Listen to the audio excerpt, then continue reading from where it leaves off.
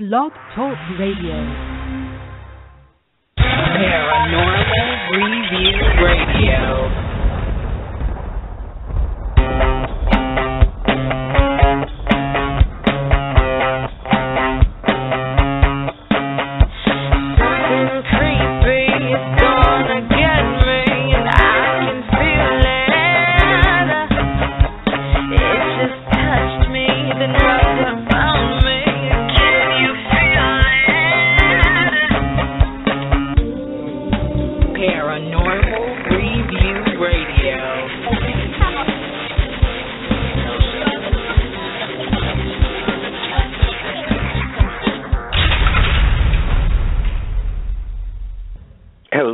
Welcome, everyone. It is Friday night, Friday the 13th, Friday night, and you're listening to Paranormal Review Radio, the only radio show without commercials and with more great paranormal talk.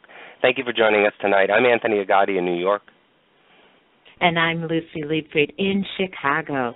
You are listening to one of the highest-rated paranormal radio shows on Blog Talk.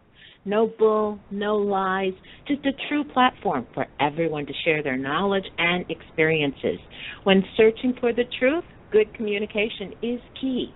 Now, our phone lines are open for questions or stories.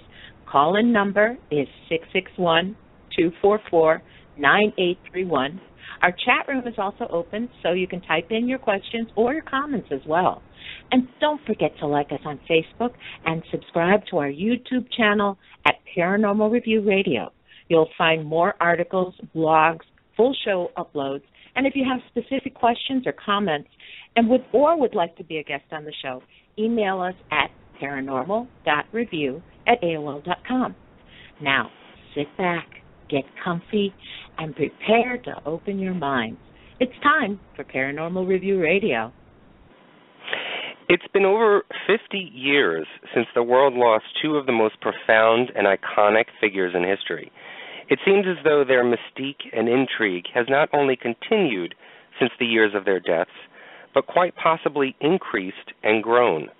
There are over 14,000 items alone on Amazon.com with the name Marilyn Monroe, and more books keep being published on the assassination conspiracy of John F. Kennedy. Separately, their legacy has raised many trends, fads, laws, and more, but together the conspiracy theorists are living large and turning new reports out like it's a Pez dispenser. Was there a love affair between Marilyn Monroe and JFK? Were they both murdered as a result of some sort of cover-up? Is the death of both icons a tiny portion of a larger conspiracy? What Luci and I try to do on every show, tonight we will try and speak to Marilyn Monroe and John F. Kennedy directly from beyond the grave and ask the questions we have all wanted the answers to. Both iconic figures were open and talkative in their lives while here on Earth, so let's hope that they're still the same in the afterlife. Luci, what do you feel? I asked you this the last time we did this Ghost Box session, but what do you feel the night was going to present? What do you feel that we're going to get out of this Ghost Box session? Honestly, I don't know. I mean, I'm really happy with the way the last one went, and I'm excited about this. I know we've contacted someone, something. I'm really curious to see what comes through. I'm excited. Well, it's always, when you're dealing with the afterlife and the spirit world, it's not something that you can always do on command. And more difficulty in the fact of trying to reach out to one or two individuals specifically. When you open up your minds and when you open up the environment to talk to the spirit world, anybody and everybody can come in and they can fake who they are. They can pretend to be the person that you're actually trying to call for. So a lot of times, and even the last time we did this with the Dahmer case, I wasn't too sure, and we didn't get any specific answers, that would corroborate the research that we did.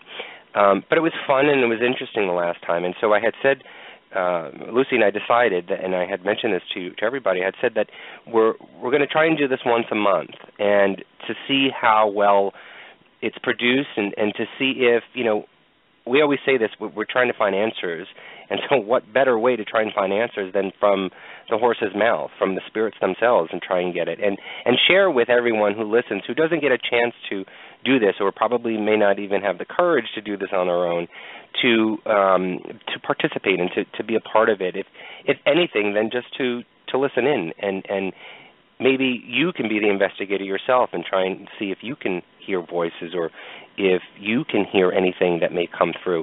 You know, the show is archived too, so it almost acts like an EVP session. You can always go back to the archives of Blog Talk of the show and listen to it again, and try and see if you hear any voices when the spirit box is not in session, or if you think there's anything that comes through sort of on my line or on Luci's line.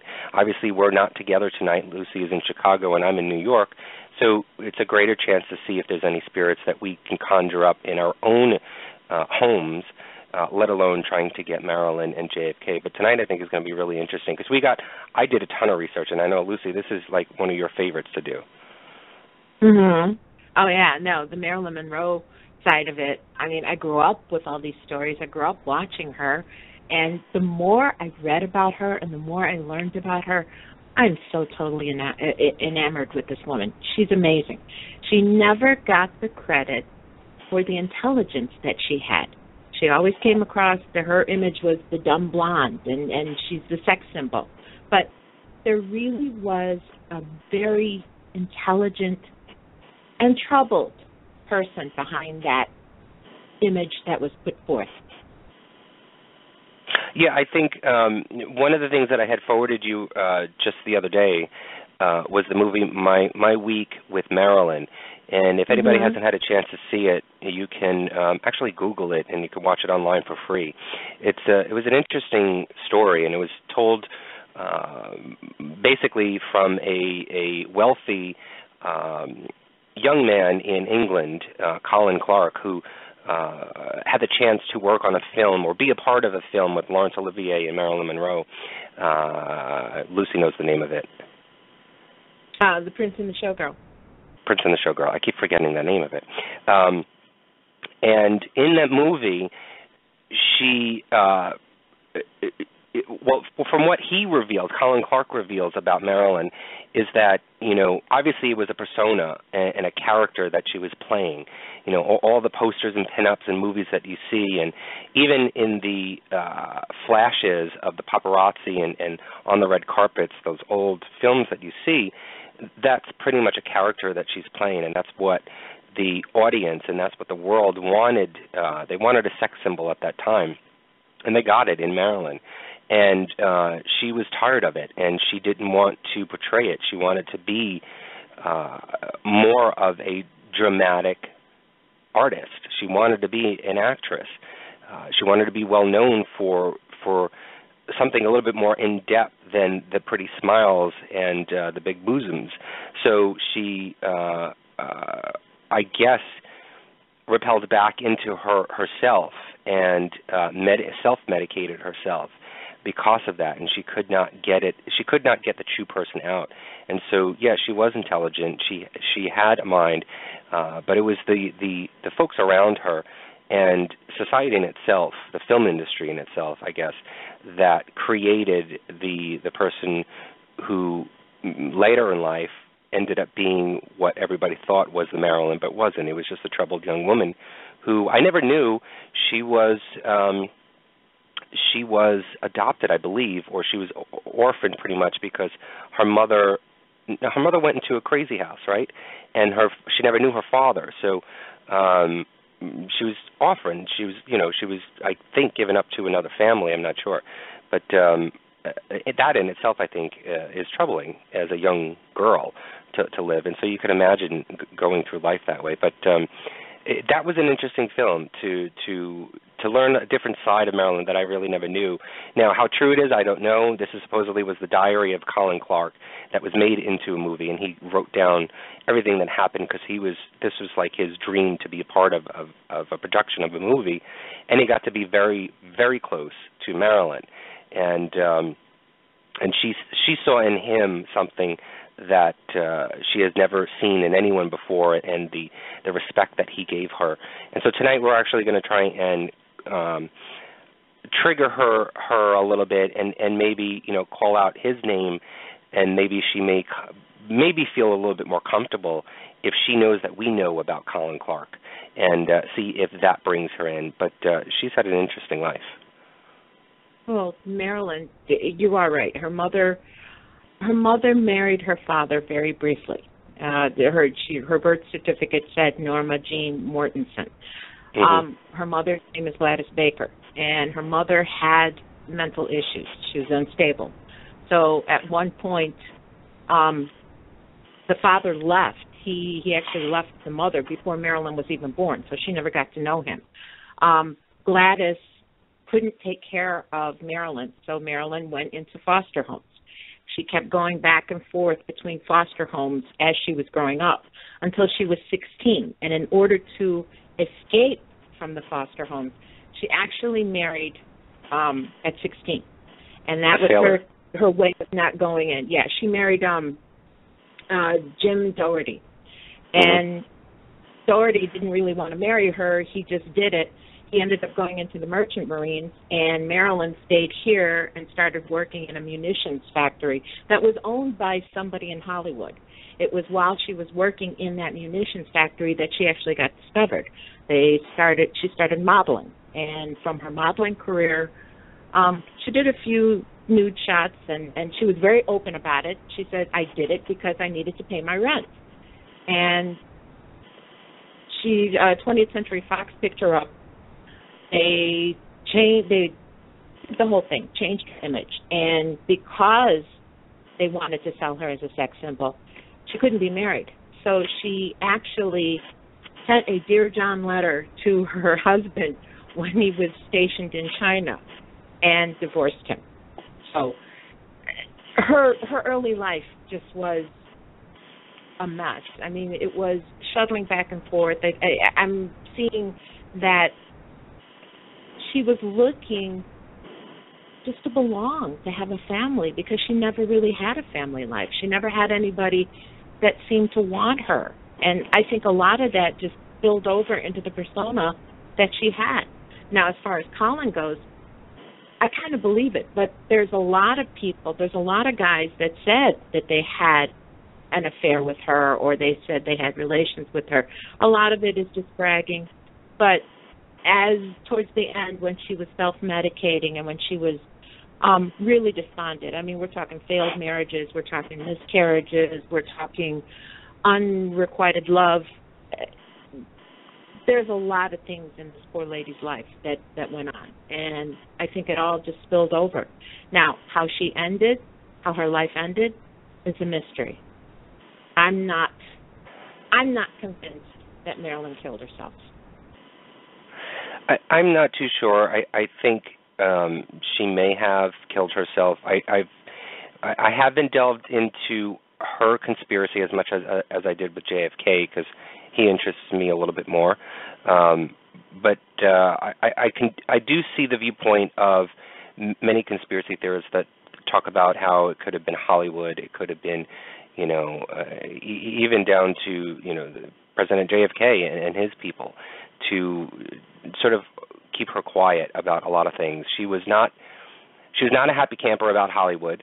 She was not a happy camper about many of the studios and producers and directors, and I believe, has and still does, obviously, she's still in the spirit world, still has stories that could, squash a lot of big people, or a lot of big people back then as well, in Hollywood. And those were some of the conspiracy theories that they had talked about, that it could have been Hollywood. I believe there was even talk about mafia. But the biggest thing was the talk about JFK and hushing the quote-unquote affair that supposedly had happened. Again, with that whole aspect, I'm not convinced that there even was an affair between her and JFK at this point.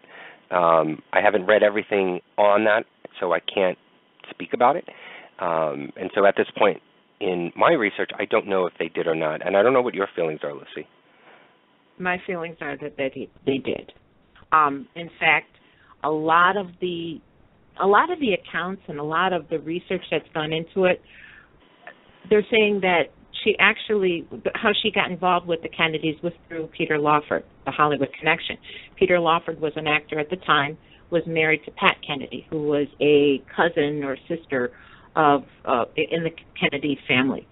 It was through their parties in their Hollywood homes that she met both JFK and Bobby. And what is believed is that she actually started having an affair with both of them at the same time. Literally, she was being tossed back and forth between the two brothers. She had feelings for John more so than she had for Bobby. She fell in love with him. She actually wanted to marry him. There's a book that was released recently, and it talks about Jackie Kennedy's and JFK's life. And at one point, Marilyn is reported to have even called Jackie and said, you know what, he's going to leave you for me, and I'm going to be the first lady. And JFK, had a reputation for being a skirt chaser. Supposedly, he had been having all these affairs. Jackie knew about it. She was used to it. It was okay with Jackie as long as she wasn't publicly humiliated. So by the time poor Marilyn calls, Jackie just mocked her. She laughed at her. The weekend that Marilyn died, she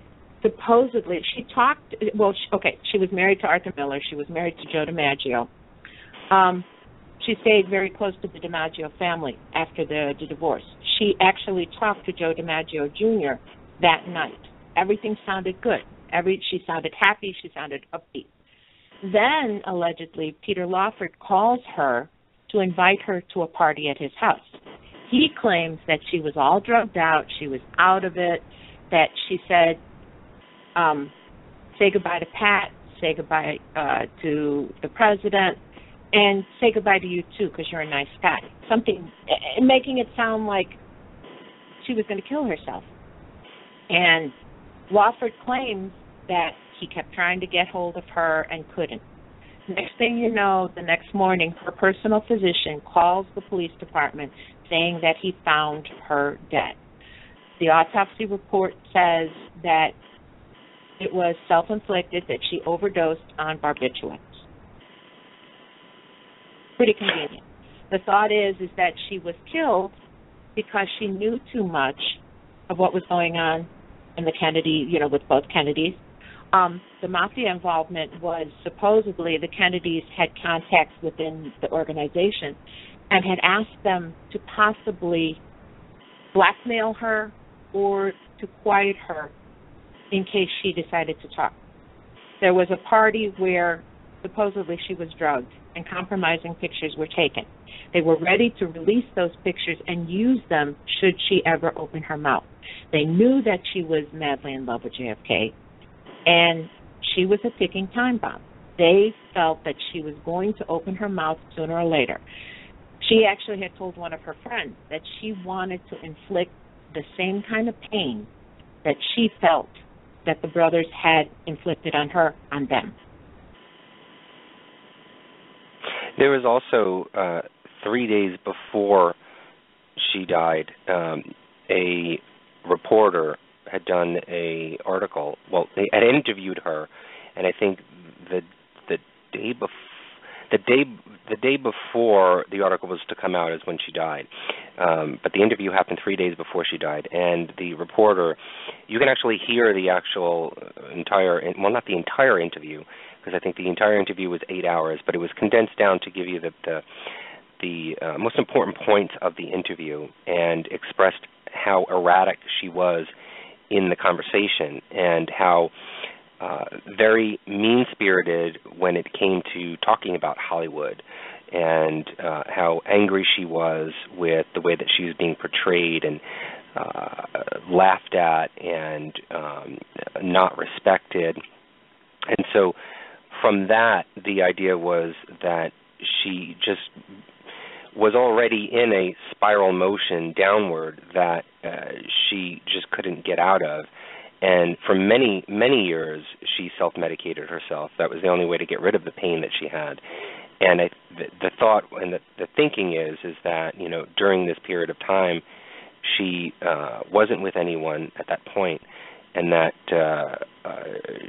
she just gave up. She just couldn't deal with it anymore. And even though she had a great sort of outward emotion in public, which is what she wanted to do for people, because she never liked to. She loved her fans. She loved the public, and she didn't want to have them see her in pain. That's how much she cared about everybody else but herself. And so she, in order to not live with that pain anymore, she overdosed and killed herself. And so it's believable to me because of the history. Now, that's not to say that anyone can come in and slip her anything, pills, alcohol, a combination of, and whatever, to get rid of her and make it seem as though she did it to herself. I mean, that's an easy way out. That's the perfect crime. So I'm not negating it so much, but it is a believable story that she's just so depressed and so sad that she couldn't see living anymore. But people were saying around her that even up until her death, she was very happy with life. It didn't seem as though she did not want to end it or to leave it. She saw a future for herself, and she talked about that. She talked about things going on in the future. So it is a kind of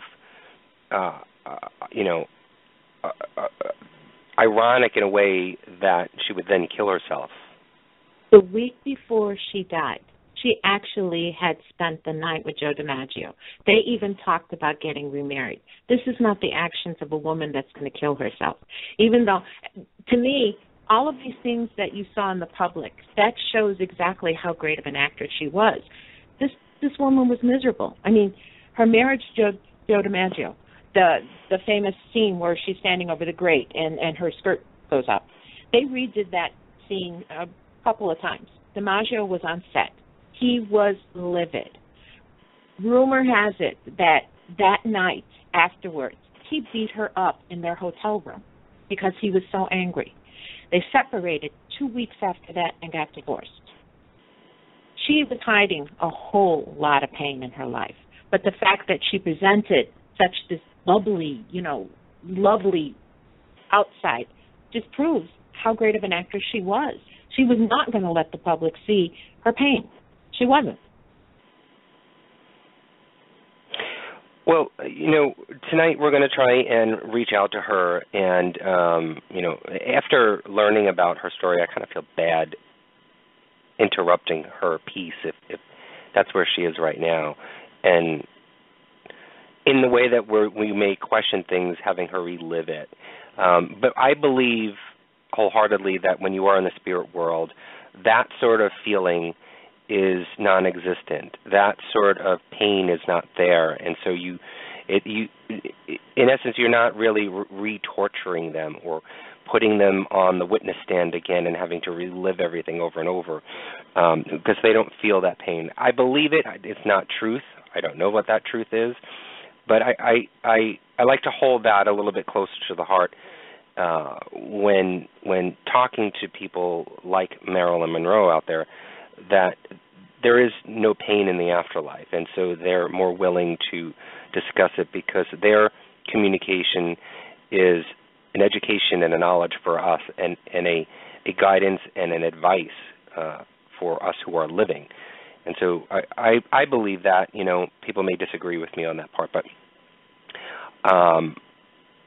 I think what I found to be a little bit more interesting in tonight's show is the JFK side of things. And I know, Lucy, you spent more time on Marilyn, and I spent more time on JFK, so we make a good team here. So hopefully you're going to be able to catch more of the Marilyn stuff that I may not get, and I think I'm going to catch a lot of the JFK. But, I didn't go so much into the research with JFK and his life and growing up as a child and everything, because I think it was pretty much a normal childhood and all of that. I think where I spent most time was obviously on the assassination case and the conspiracy that surrounded that. And, before I did before tonight's show, and before the research that I did on it, I have heard many stories about the conspiracy, and I've learned a lot of things over the years, especially from Jesse Ventura, who is sort of like my idol in that part of the world. But there's a lot more that I really never knew, and it was the details, the little details that I came to find out once watching all the documentaries. I don't know how many documentaries I've watched this week. If you can hear it in my voice, I haven't slept. That's how much this interested me in his life. And so there's a lot of details that I found out that was making me believe the conspiracy theories even more. And, to this day, I don't know how much, but let's just give it a number, say 60% of the information on the assassination on that day in 1963, on that day, there's only about 60% of the evidence that has ever been made public. The rest of the evidence or information on what happened or the details of what was involved is still under sealed records and will be under sealed records until the year 2036 or 2039. I got my numbers mixed up, so I'm not too sure yet. But they were put under lock and key by Lyndon B. Johnson, who took over the day on 1963 as president when he was vice president and John F. Kennedy was shot and killed.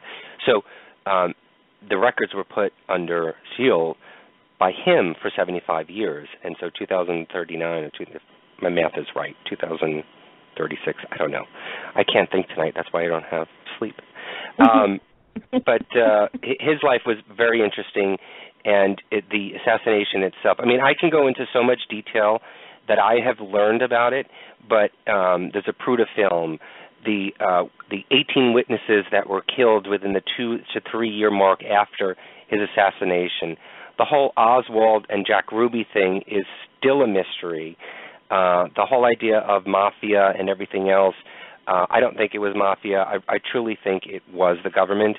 I truly think it was us. I think it just was a way to get him out of office so that the things that they wanted to do with Cuba and everything else on their list was to happen, including the Vietnam War, which he had stated we were going to be pulling out of. And the government did not want that because they had too much stake in it monetarily. There was too much money in that we were making off of it, off of the deaths of many soldiers in Vietnam, many soldiers, millions. And for Kennedy to come out and say that we're going to start to pull out now was inconceivable to the many people who had their hands in their cookie jar. And so the day after, I think it was, or 2 days after, Lyndon B. Johnson reinstated the fact that we weren't pulling out of Vietnam, that we were continuing in full force, basically. But what was interesting, and this is public, the draft document that Lyndon B. Johnson made of this nature to keep our soldiers and our men in Vietnam was written up and typed up the day before John F. Kennedy's assassination. So why was the vice president, Lyndon B. Johnson, creating this document stating that we are going to be going full force in Vietnam when already Kennedy had stated that he was going to be pulling out and enacted the law to have them pulled back, told Congress that this is what we're going to do, and it was about to be done at the end of that year. And for then Lyndon B. Johnson to write this, to type this up the day before JFK was assassinated, and then to enact it afterwards, just leads a big question mark over this whole thing.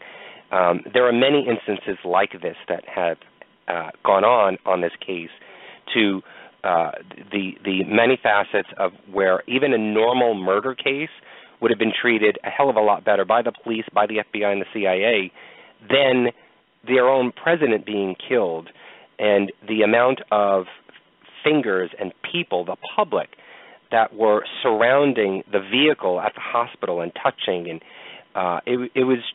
it's obscene at the amount of evidence that was manhandled and moved and placed and all of this stuff. And that doesn't even, I'm not even touching on that whole conspiracy about the one bullet miracle shot that supposedly went through two bodies and turned directions and all that other stuff. I'm not even talking about that. There's just so many other facets to that case that just don't add up and have not been given answers to. And so it has just led me to a conspiracy theory, or many conspiracy theories, of why that happened and who did it, who was involved, up to the whole idea of possibly even Lyndon B. Johnson being ahead of it, because he hated JFK and JFK hated him, and they knew it. So it was just very, very strange coincidences that have happened in that case that should be looked at and have been looked at. Oliver Stone did a movie. There have been many documentaries done on it, and people still are not convinced that something else happened that day. They are convinced that it was Oswald, and Jack Ruby shot Oswald, so therefore case closed. We can't do anything further. Well, on the JFK side, I mean, there's some things that I've read. JFK had a lot of ideas that weren't falling into place with the rest of whoever's in control. I read something about that he had even talked about abolishing the income tax, which to a lot of people in power, you can't do that. As far as JFK, his early life, I'm going to say no, it wasn't really that normal. A lot of people seem to think, well, they say that the Kennedy family has been cursed. There's a lot of things within that family that have happened out of the ordinary. And, you know, as far as JFK and Bobby, you know, JFK and his, the way that he supposedly was, you know, womanizer, he got that from his father. Joseph P. Kennedy was a well-known womanizer while he was married to Rose. There were a lot of things. There's deaths in the family, children. There's a whole lot on the Kennedy side of it that aren't exactly normal. You know, the fact that the two brothers both were killed in very questionable circumstances lead me to believe that there's way more to all of this than we're ever going to know. I don't know if we'll ever know anything about it. But hopefully tonight, maybe we can make contact and maybe we can get an idea. Maybe there's someone on the other side that's willing to talk about it. Absolutely. So I don't want to waste any more time on the research because I don't know if I'm boring people or not. But I think it's important it's important at least to understand who you're talking to and get a frame of mind. You know, we've got a whole list of stuff in front of us, both Luci and I. You know, some different facts, some basic, straight, general facts about each of them. And so we're going to base our questions off of that to see if it sort of elicits some of the answers. Like I have a list of, you know, like Marilyn's favorite beverage and her perfume and what color she liked. I even have down to what her Social Security number is. And so, you know, I've got some quirky stuff on JFK that we're going to ask and see if we get specific answers to help validate the communication, this experience that we're going to have tonight. So, again, what I did last time that we did this Spirit Box session, I went over and Luci went over what gadgets we had. So, again, I'm just going to let everybody know that I have my Ovilus 3, which I'm going to turn on right now.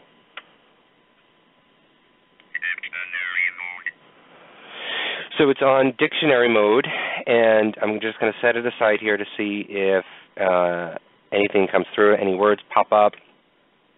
And I'm going to be also turning on my REM pod. Everybody hears that? I'm going to set this out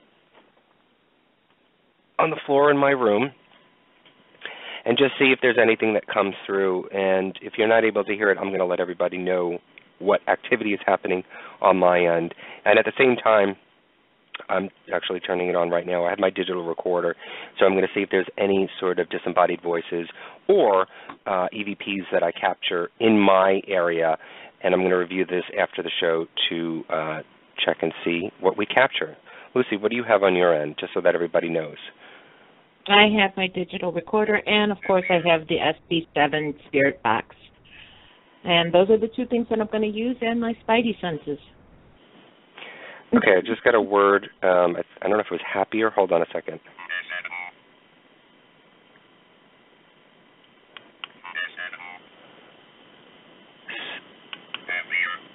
Happier.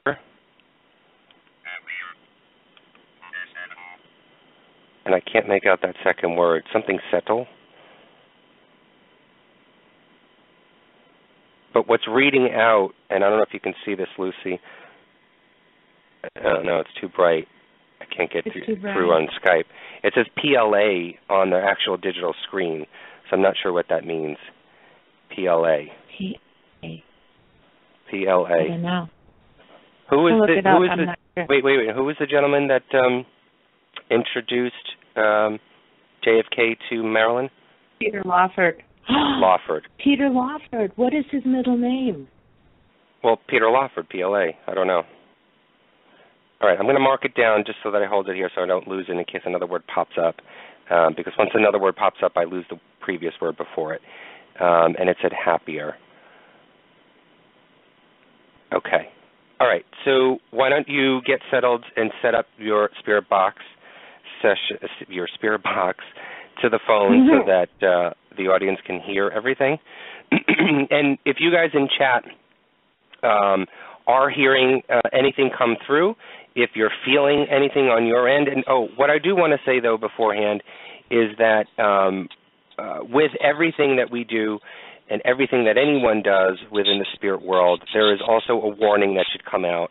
And so I do want to say that I do want to warn that anything can happen as you are listening to tonight's live show, or possibly if it's an archive, I'm not even sure because nobody has an answer, that anything can happen. There can be communication directly with you as you are listening. There could be a direct link or even a direct connection with you and your home. So I do caution that everybody surrounds themselves in white light. If you want to say a prayer for yourself beforehand, I'll give you the opportunity to do that now so you don't have to listen to anything else that I'm saying. And make sure that you are safe and secure on your end because anyone and everything can come through, we believe, and no matter if you're on a computer or on a phone, that doesn't stop anybody. So we just like to give that warning just in case if you are a little afraid or a little bit of uneasy about it, then I would suggest you just turn us off and go watch a movie on Netflix or something. But if you want to continue listening to us, then we want to just make sure that you guys are secure in your home and you surround yourself in white light and say a prayer, whatever you need to do to believe that nothing can come through. And if you just have a solid frame of mind stating that you're not going to allow anybody to absorb anything or come into your home, even if you just state that, then that should be something that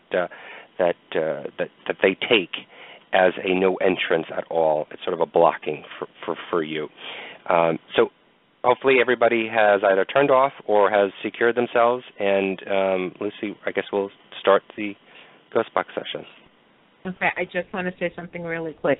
To any spirits that are listening, anything that is nearby, it is with total respect and love that we're doing this and that we ask our angels to watch over us, and also, too, please allow us to communicate with you. Allow us to hear you and respond to our questions, please. Okay, so tonight we're calling out for Marilyn Monroe and John F. Kennedy. Luci and I would like to speak with you. It is February 13th, a Friday night, the day before Valentine's Day, and we call upon Marilyn Monroe and John F. Kennedy to come forward, whoever would like to speak with us tonight. You can speak to Luci. If you can hear and see Luci right now, she's in Chicago, hey, Marilyn, if you've never been to Chicago, go take a trip over there and visit Luci. And she has some items that are in her presence in her area right now that can manipulate your voice and allow us all to hear you. So if you're able to do that, great. If you want to come and visit me, you can visit me and speak with me. I've got some gadgets here that will actually allow us to hear you as well, or possibly even let us know of your presence here. And we open up the communication. We're here to just talk. We're here with respect, and we hope that you will help with the communication and give us some of the answers that we may question you about. So, Luci, I'll turn it over to you now whenever you're ready. Okay, hold on. It's really funny. The home phone just hung up on itself. The home phone hung up? Yeah. Oh, that's saying they don't want to talk. Maybe it's Dahmer. He's mad that we're not talking to him again.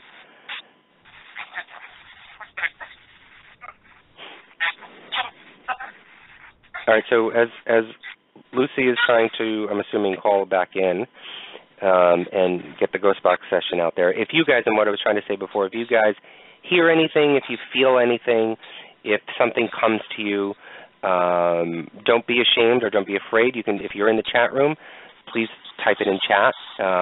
If you are listening to us and not in chat, if you'd like to get in, you can always log in with your, well, I know that everybody's having trouble logging in with Facebook, or if you have an account that you can create on Blog Talk, go right ahead and you can type in your question or your feelings into the chat room, and we will pick that up. We're going to be reading the chat room all night long so that we can hear it, so we can read it, and we can restate it live, and Luci will restate it live. So even if you have a specific question to ask Luci, to ask them, she can do that as well, and we'll relay that, okay? You ready, Luci? We're ready. Yeah.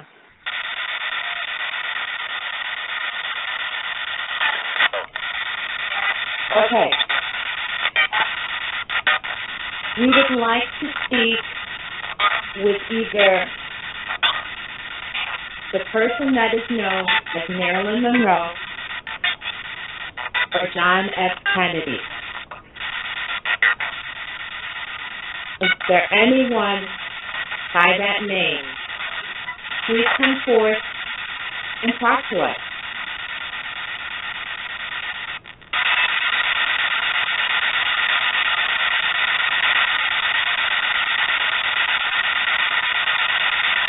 If there's anyone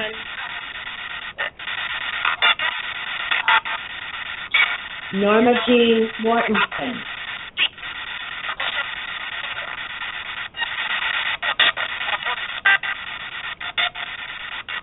Norma Jean Baker. I'm hearing a woman's voice. Yeah, I keep hearing a woman's voice too.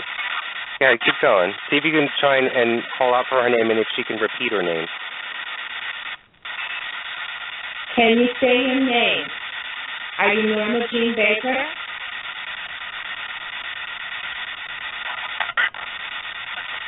Are you Marilyn Monroe?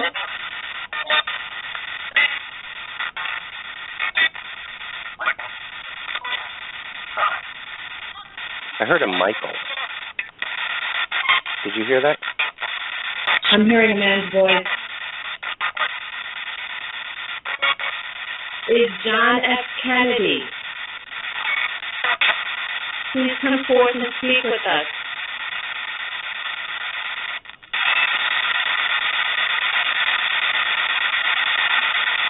Can you acknowledge that you hear us?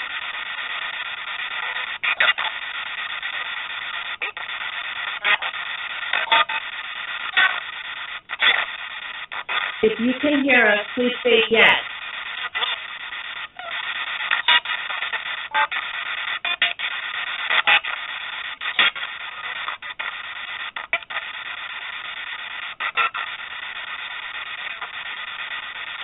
Call out to see if there's any spirits that are listening to your voice. If there's any spirits, if they want to come forward, please state their name. If there's any spirit within the sound of my voice, that wants to come forward, please give me your name.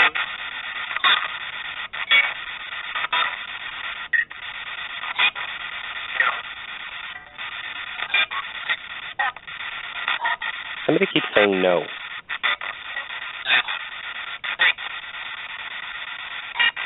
Who are you?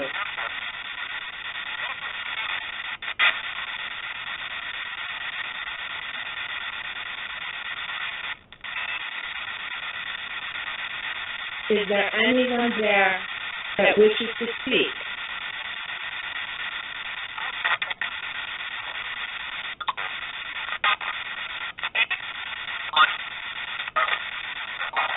I heard Michael again. Is there a Michael?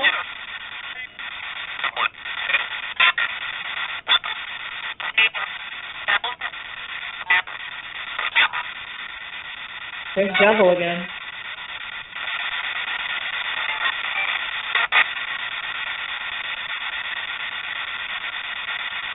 Who said devil?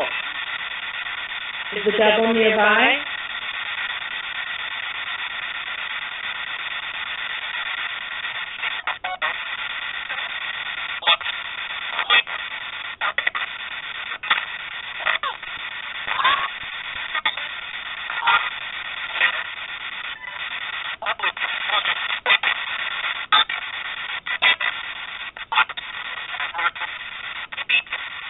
Call from Marilyn again. Marilyn, please speak to me. Marilyn Monroe. I want to hear from you, please.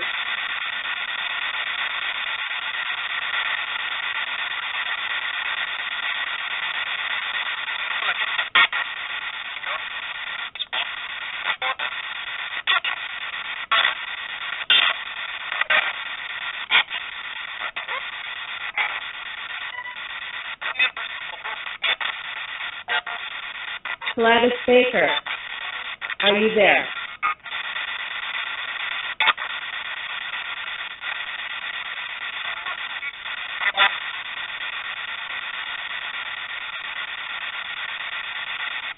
John F. Kennedy. Jack.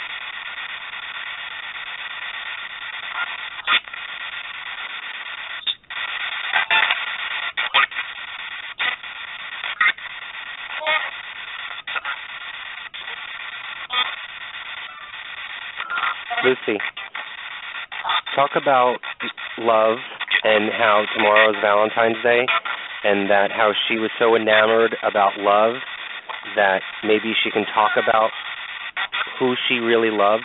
Maybe that'll bring her forward. Tomorrow's Valentine's Day. Marilyn, please tell me, who did you really love?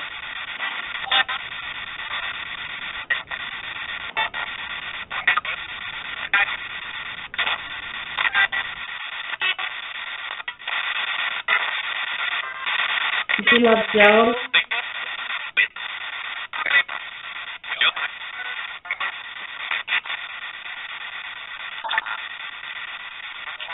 Did you love Arthur?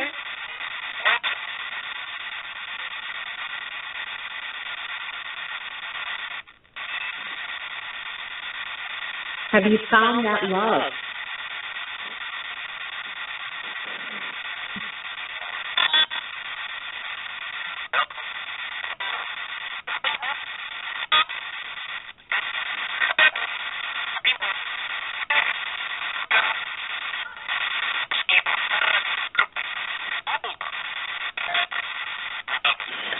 I'm only hearing a male's voice. Ask who the male's voice is. There's a male voice that's coming through. Who are you? Please tell me your name.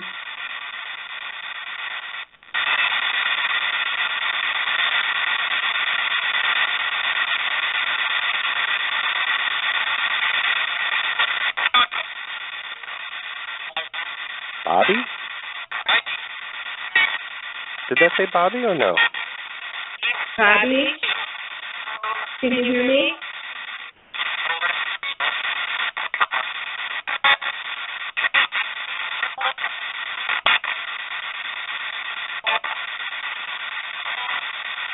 Gotta give me your full name.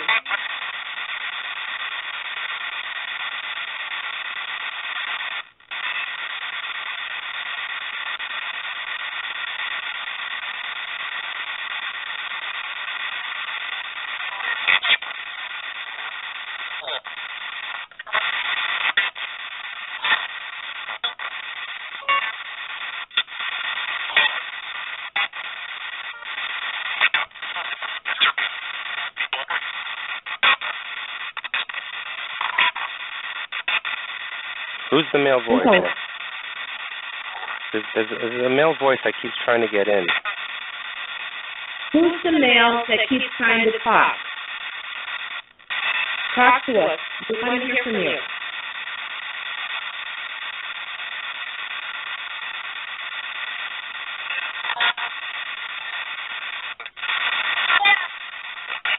Oh, there was a female right there. Yeah.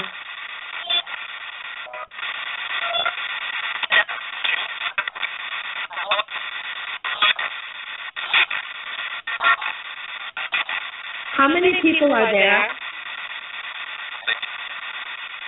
6? 6. Yeah. Ask what their names are. What are your names? Who are the 6 people that are there?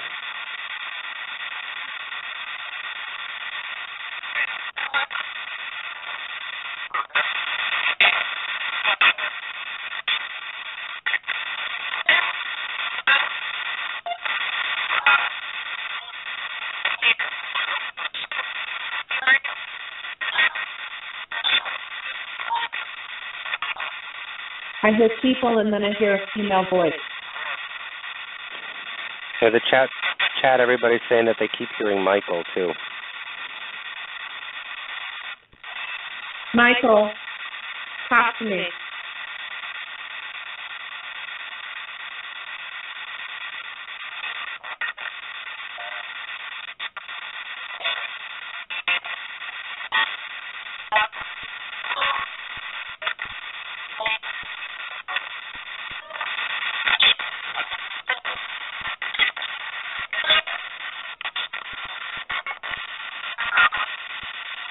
There are 6 people there. Who are you?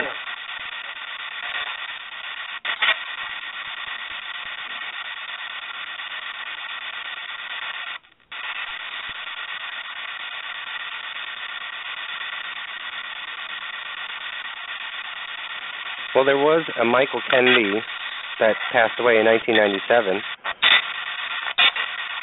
He was the 11th child of Robert F. Kennedy.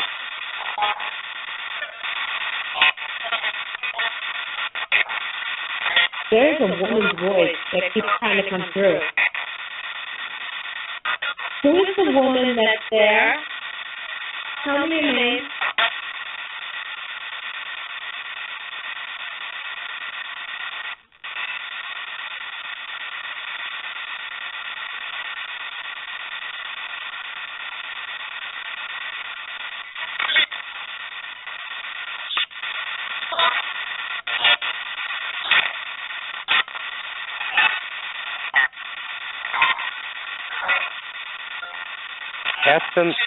Ask them, Lucy. Ask them who they want to talk to.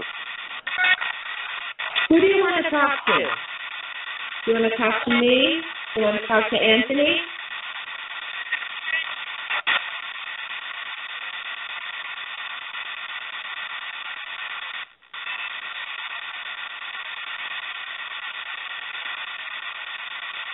The woman that is there, would you prefer to talk to a man?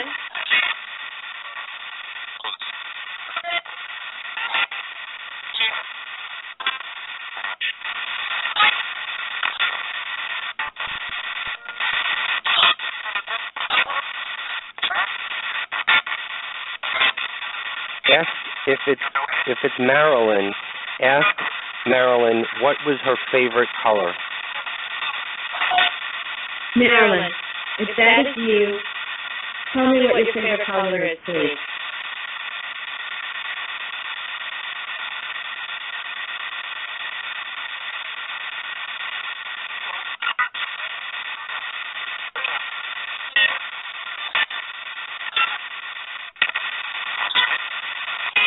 What is your favorite color? Blue.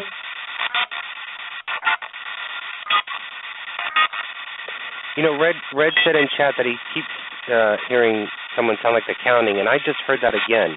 7, 8, 9, 10, 11, 12. I heard that just now. Who's counting? What are you counting? Is that how many people are there?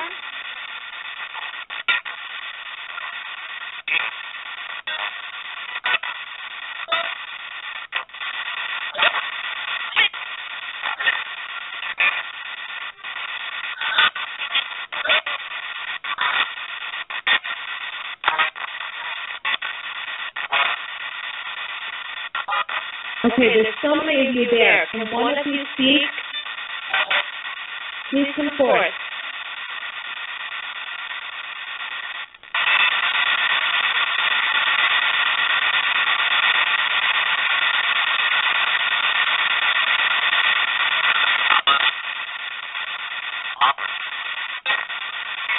Bomber? Dahmer? Bomber. Oh. Or maybe it was Dahmer. Jeffrey, is that you? Are you still there?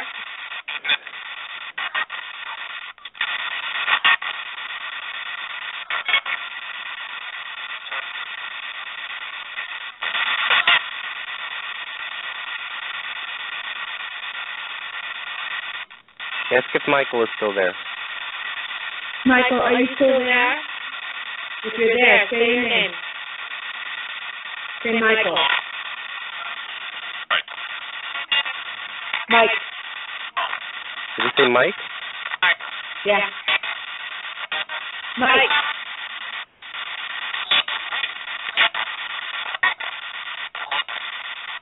Say it again. Say Michael.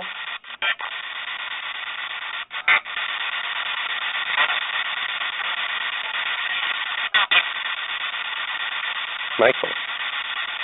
Okay, Michael. Who do you want to speak to? Do you want to speak to me?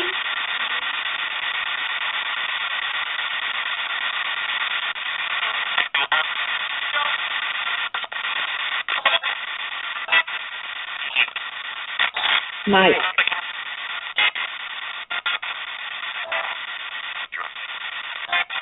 Joe. I just heard Joe. Very deep voice, Joe. Ask Michael or Mike, where is he right now? Michael, where are you?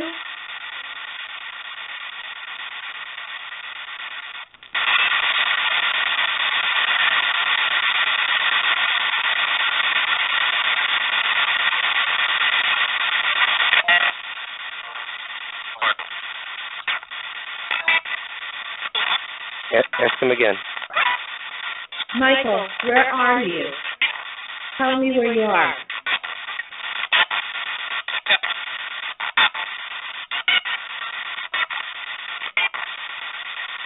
I heard steps out.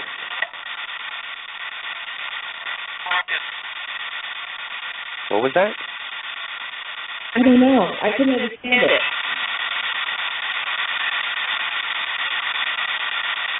Repeat what you just said.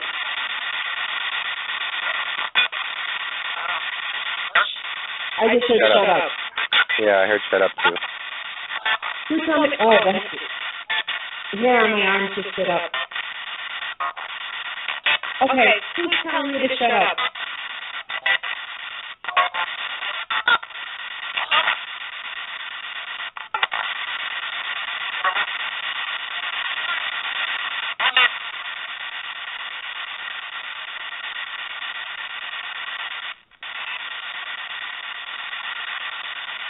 Why do you want me to shut up?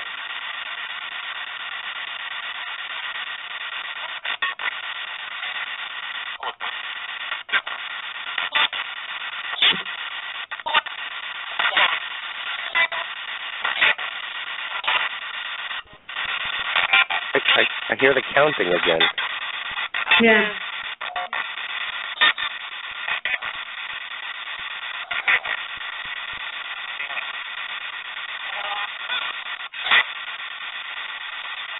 Okay, I can hear all of you. Tell me what you want to say.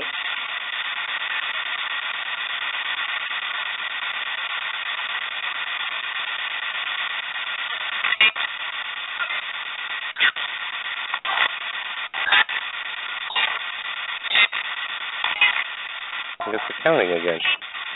Oops. Why are they counting? Say, why are they counting? Why are you counting? Why do you keep counting?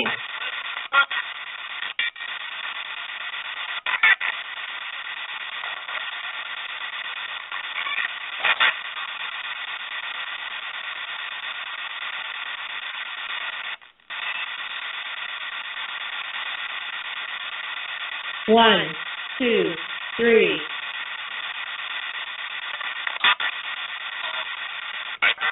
Somebody said 4. Yeah.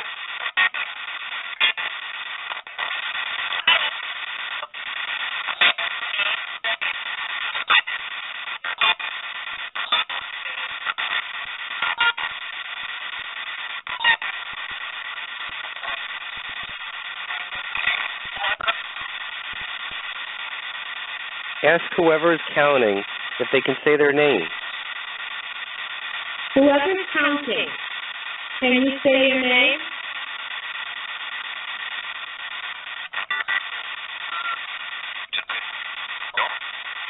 Jeffrey? Did you hear that? Jeffrey? Yeah. Yeah. Jeffrey, are you still there?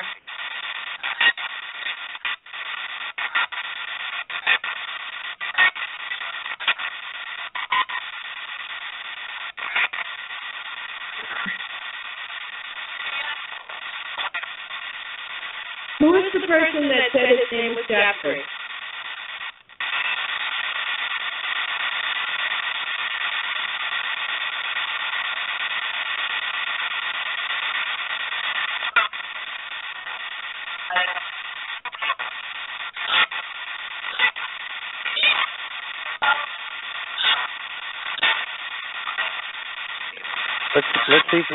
Let's see if we can get back on track. See if we can call Marilyn again.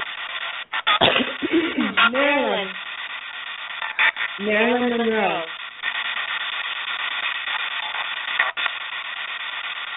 You're such a wonderful actress. Please, talk to us.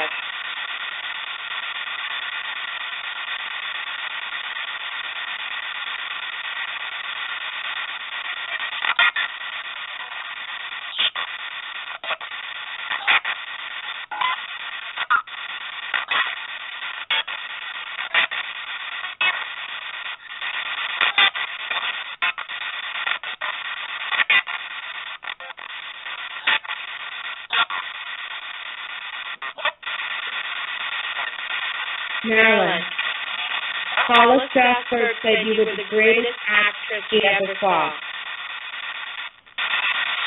She believes in you. I believe in you. Please talk to me.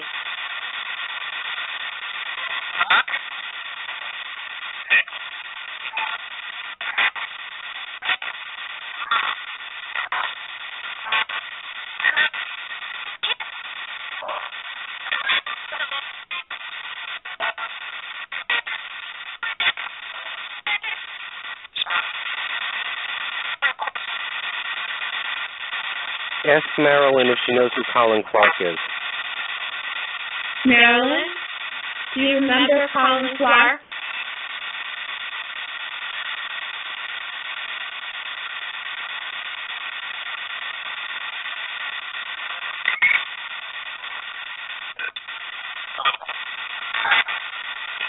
There's a deep male voice that keeps coming through.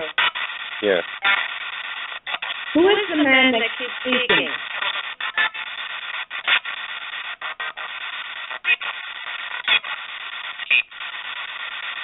Pete. Pete? Are we talking to Peter Lawford?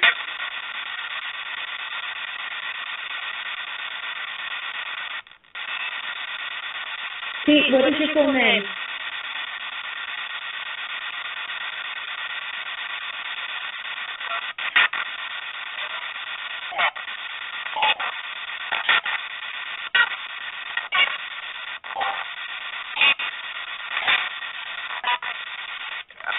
Ask Pete what's his last name. Pete, what's your last name?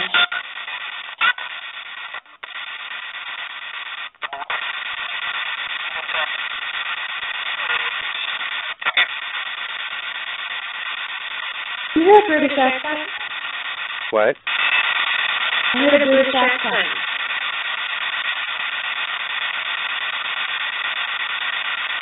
Pete, what's your last name? Lawford. Lawford. Pete Lawford. Tell us what you know. Did Marilyn kill herself?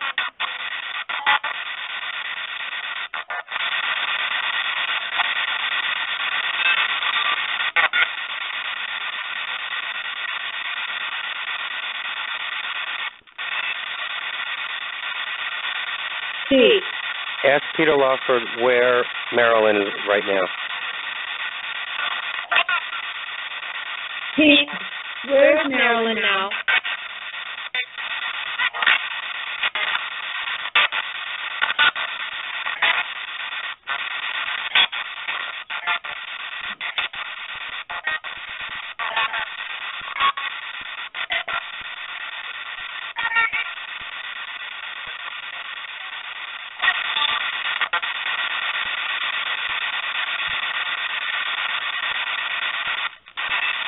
Pete, did Marilyn kill herself?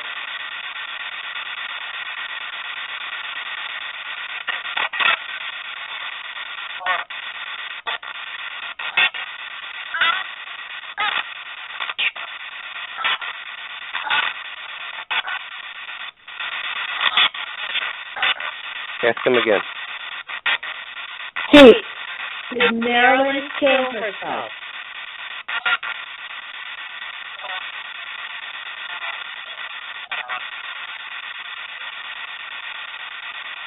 There was an answer. I didn't hear it. Did Marilyn kill herself?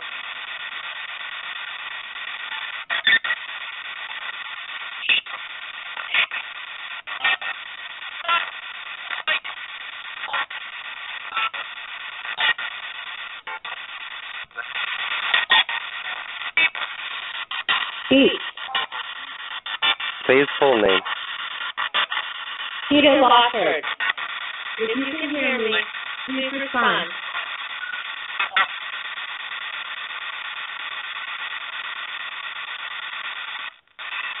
Who's saying no?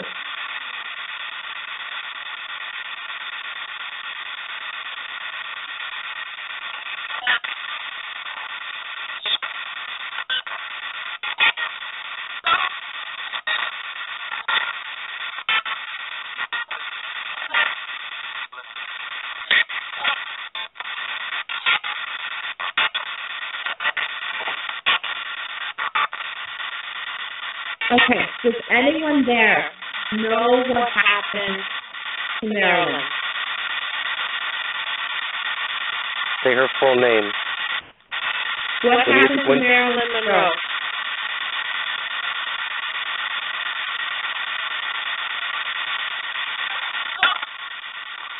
No.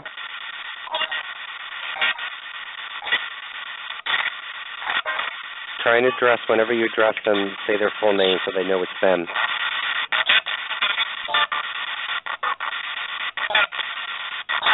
Peter Lawford. What happened to Marilyn Monroe?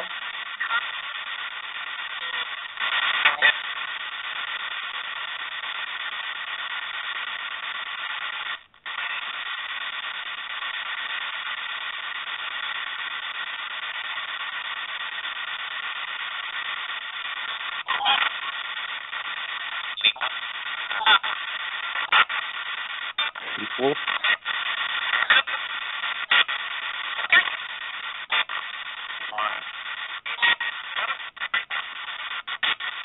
Ask Peter if John F. Kennedy is with him. Peter Lawford, is John F. Kennedy with you?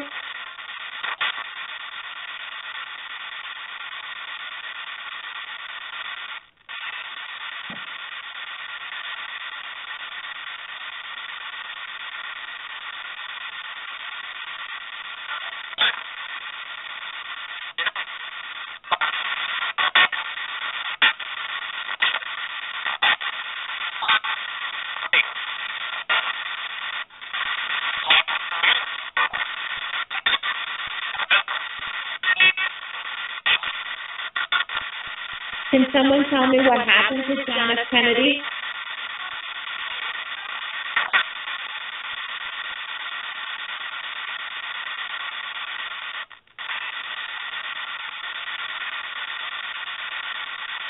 It's okay to talk about it now. No one will get in trouble. Tell us what happened.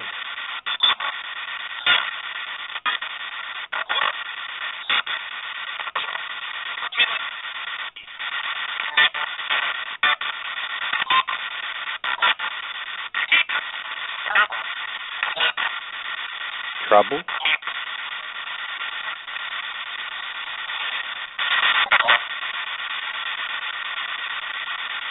What happened to Robert?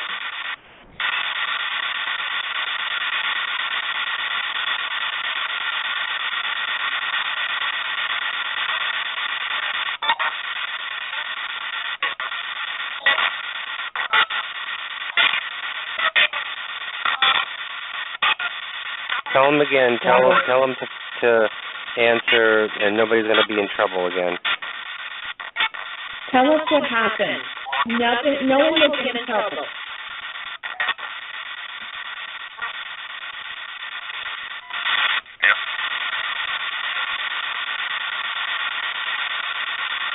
There was a man's voice, yeah or yes.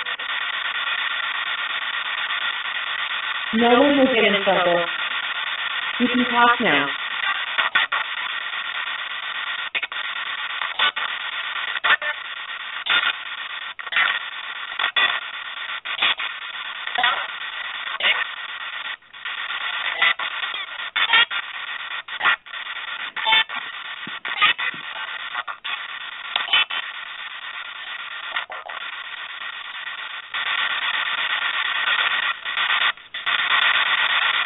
Peter Lawford, are you still there?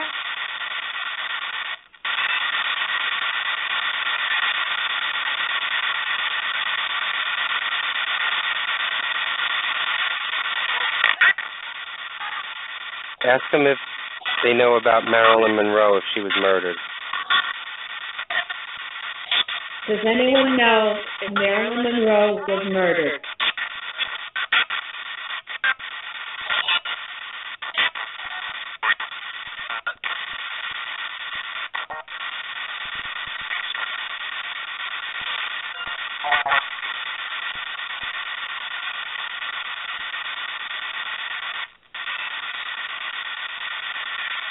Was Marilyn Monroe murdered?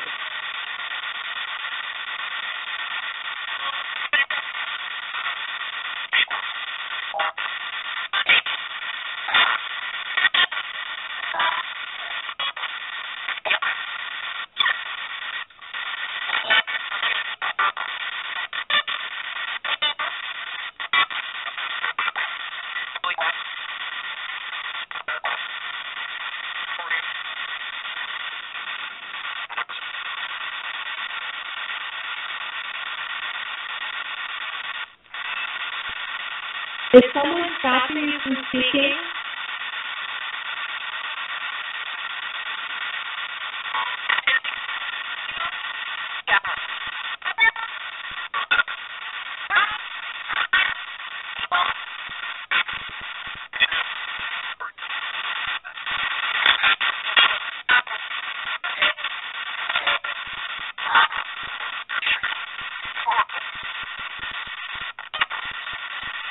Ask if anybody knows the year they died.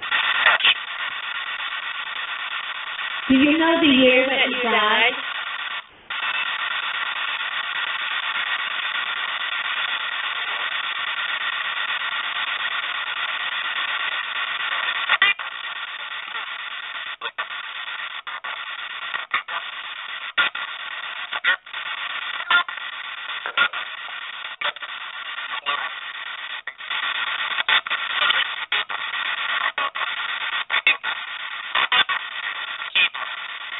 Evil. Twice.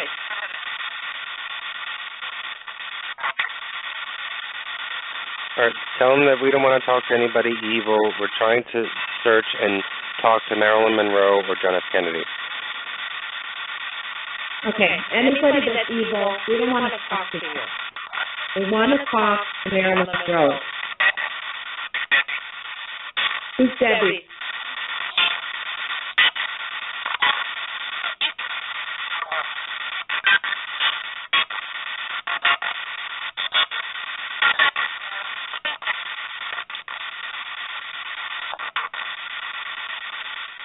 I heard the name Debbie. What is your full name?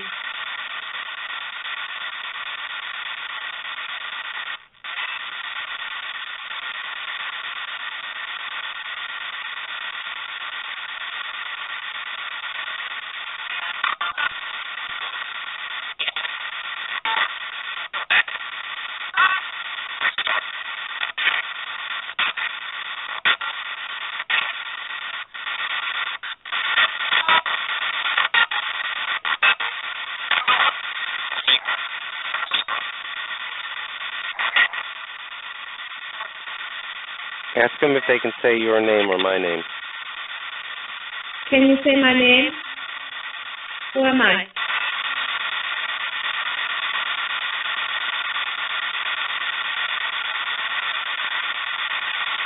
The man that's in New York City. What is his name?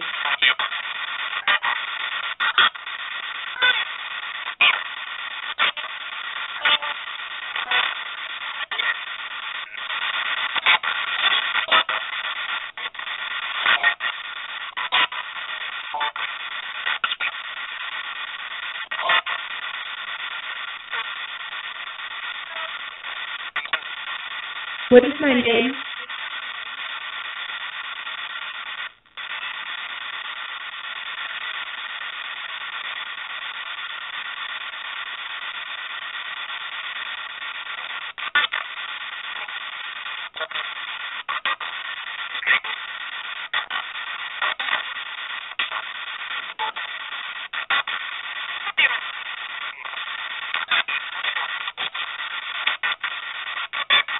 Whoever you are you happy?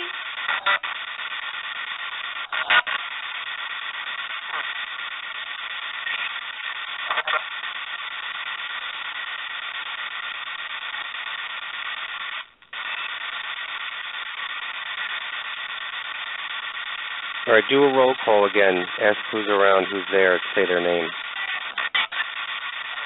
Who's there? Please tell me your name.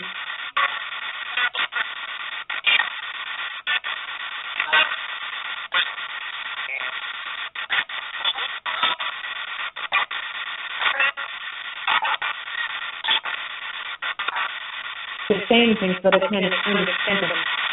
Yeah. Tell me your name, please.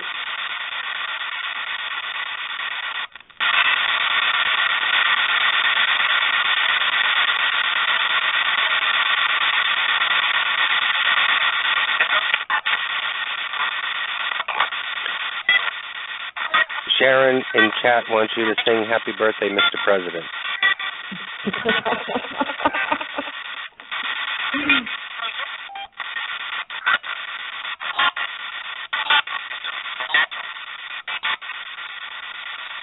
Happy birthday, Mr. President.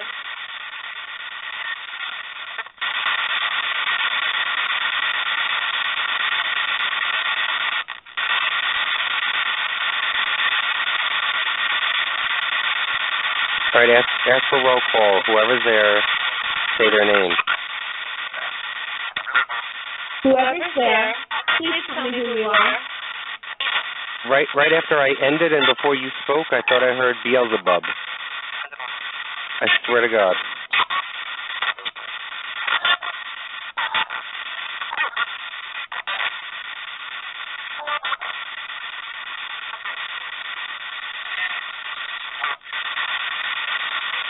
Who's there?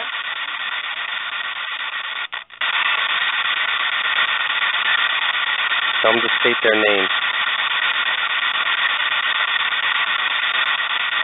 Tell me your name. Bartender?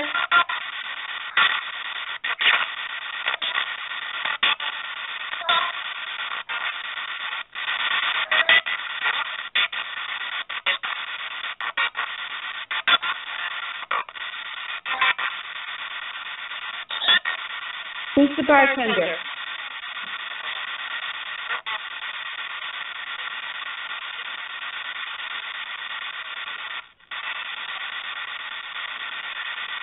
I want to talk to Pete. Are you still there? Yeah. Okay, Pete, talk to me.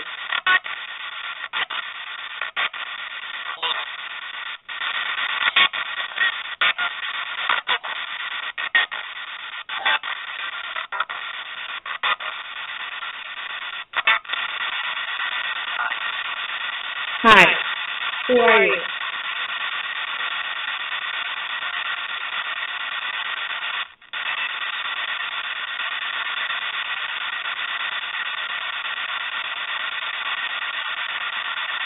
How many are there?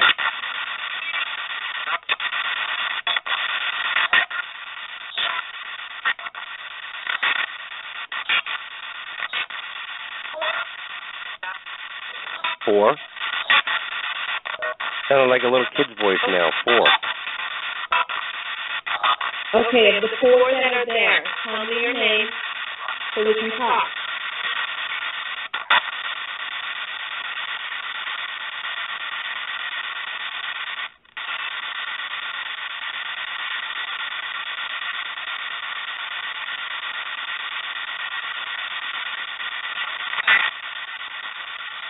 Say, tell him, hi, my name is Luci, this is Anthony. Can you tell me your name?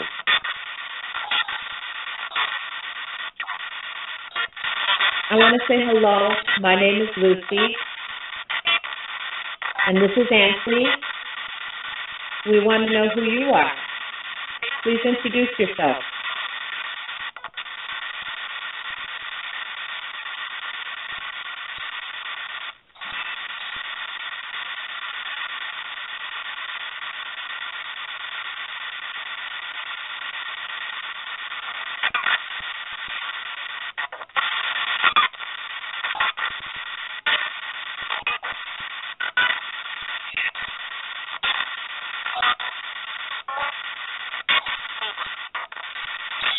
Over. What's over?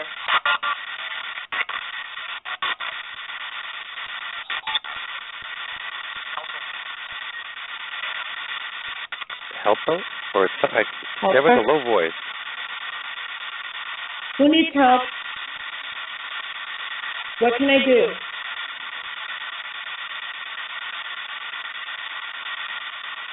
Where's the child?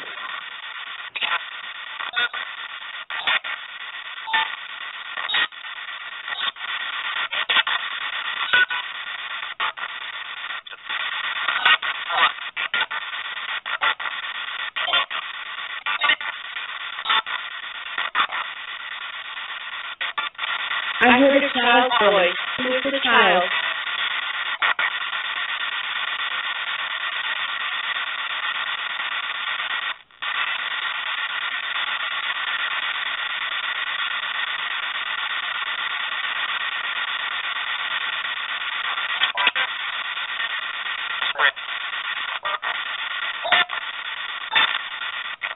Robert. Yeah, I kept hearing Robert. Okay, Robert. Give me your last name. Who are you?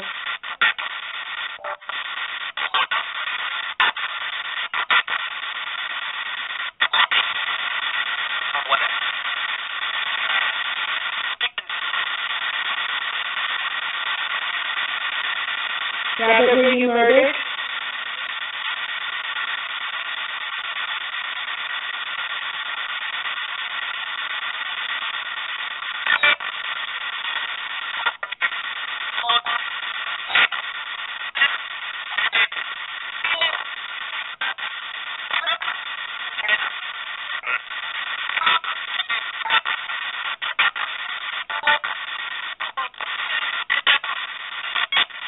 Robert, did Sirhan kill you?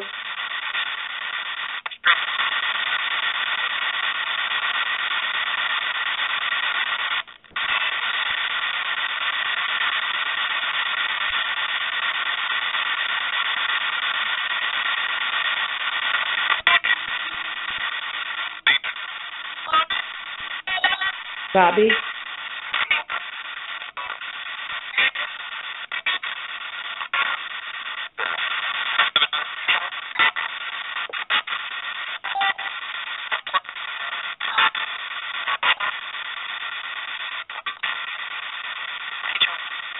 Why do they want us to wait? Why do we need to wait?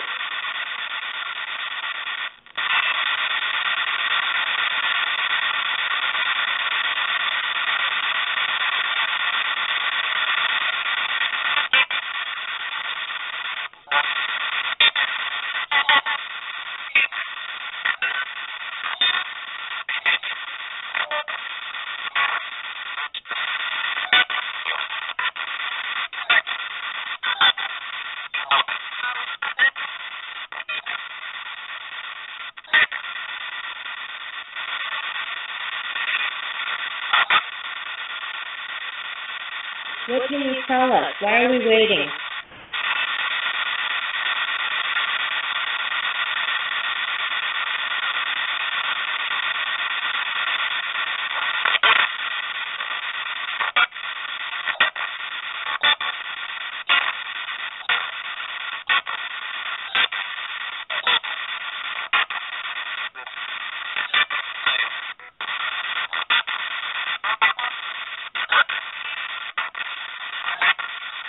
Tell them to shout out and answer. Tell them to shout out and say hello really loud. All right, whoever's there, shout. Shout really loud. Say hello.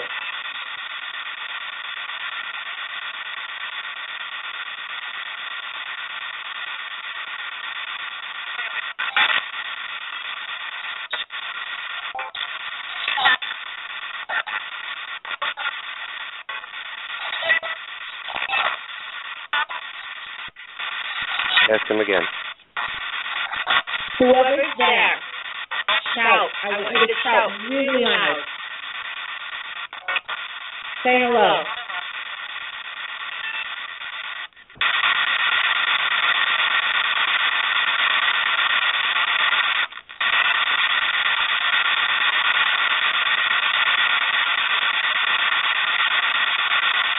Are you still there?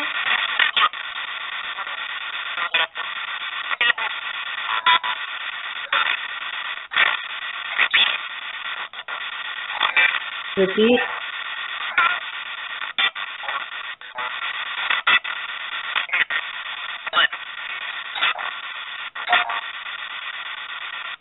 Ask if Peter's still there. Peter, are you still there?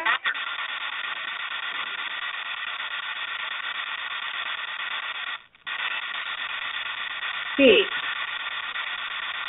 talk to me.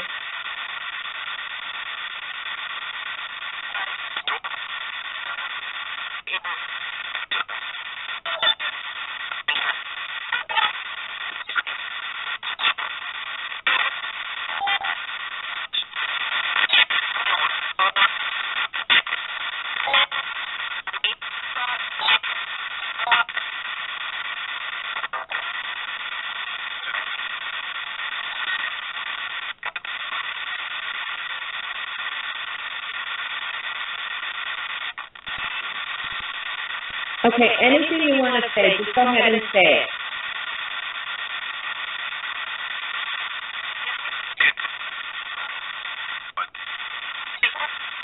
Money?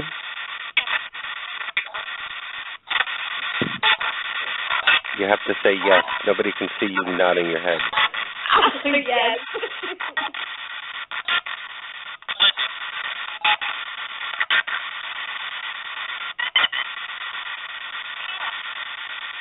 There's so many voices. Tell me your name. Who am I talking to?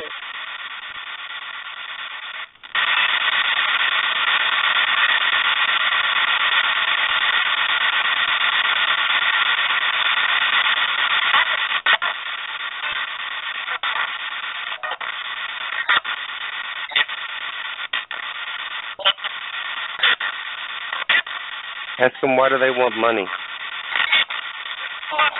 Why do you want money? Said money again right afterwards. Is there money somewhere? Can I find it?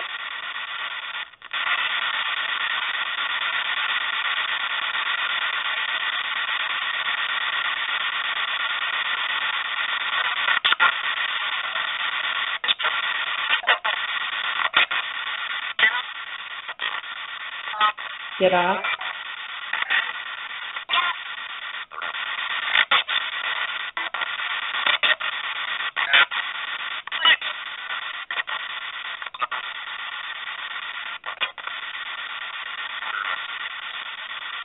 Was somebody killed for money?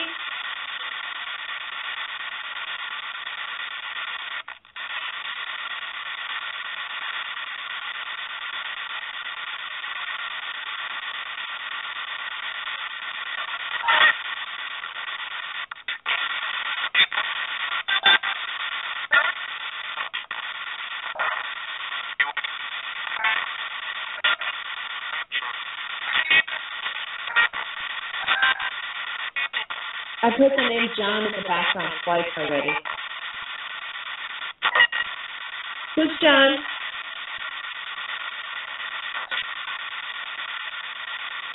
What's John's last name?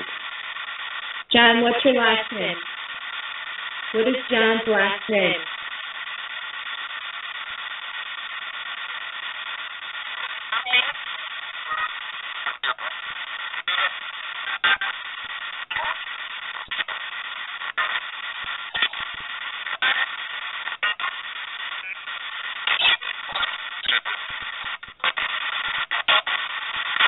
I didn't say Kennedy, did it? No.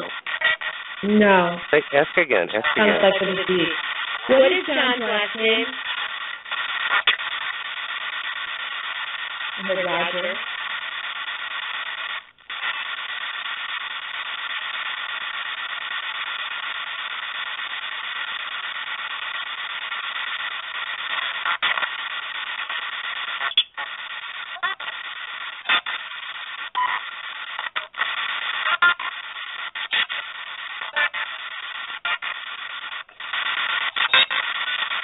The woman was there. What is your name?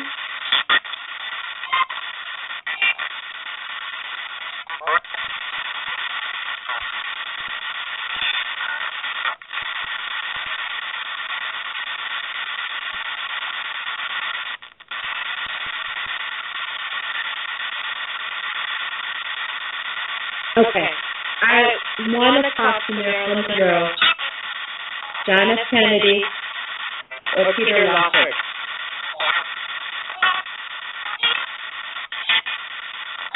Money? The woman's voice that said money.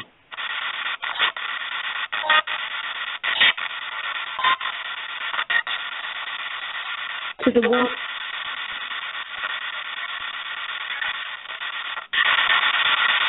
To the woman that is there. What happened with money?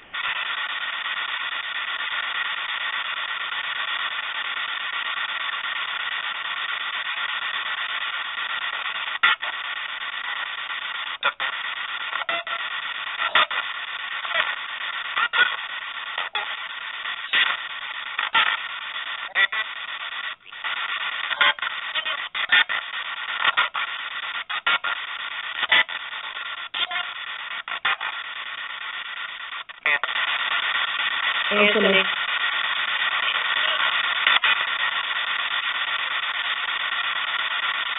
What is my name?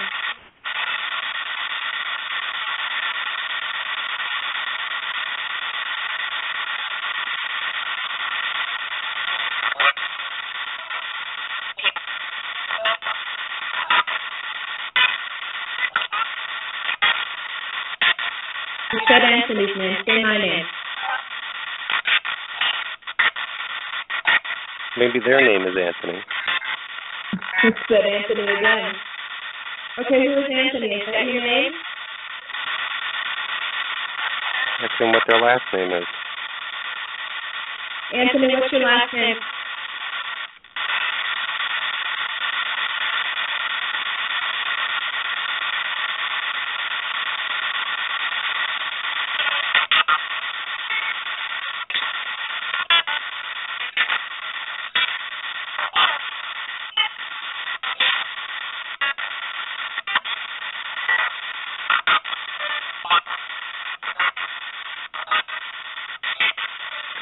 You know what? Ask and say, can everybody back away and just let one person come forward and speak?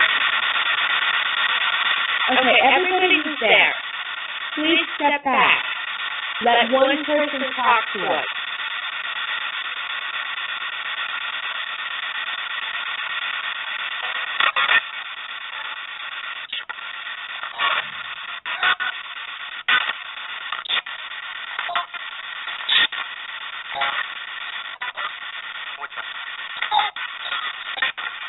Paula?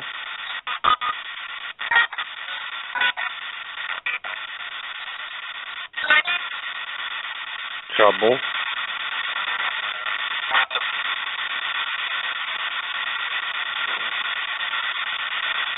I want the strongest person there to talk to me. Tell me who you are.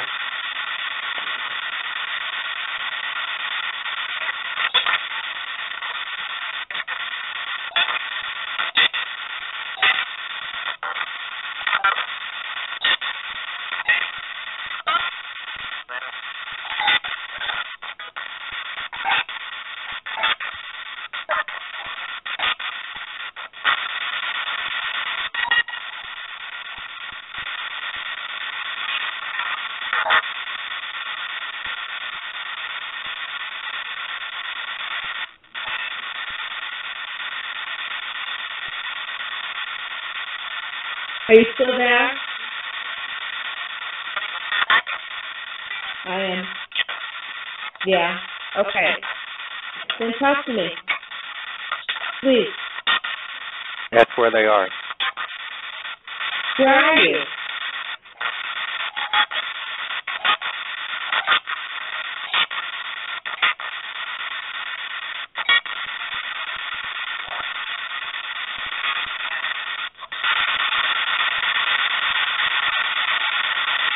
Can you see me?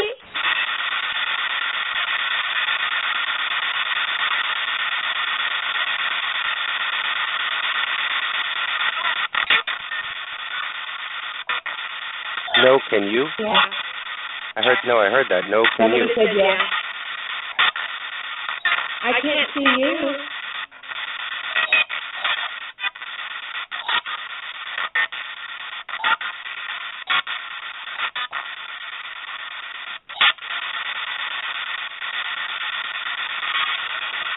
Okay. Can you touch me?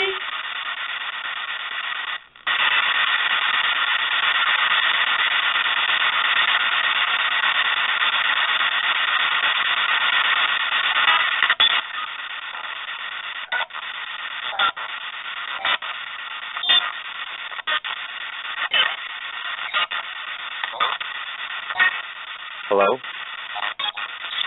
Who's saying hello? Who are you? What's your name?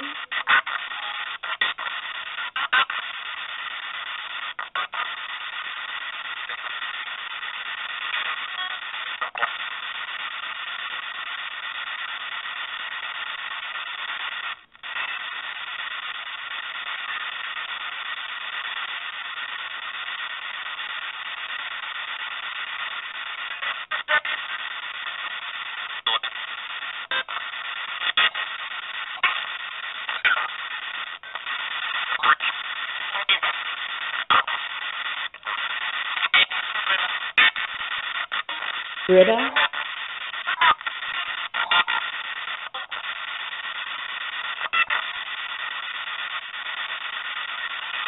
Well, Marilyn is typically late for everything, so ask if she's arrived yet.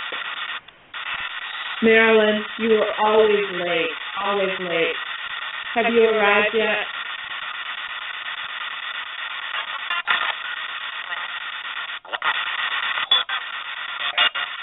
I thought I heard a woman's voice say hello.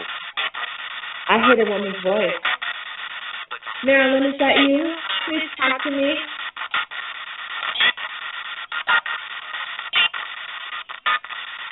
Me?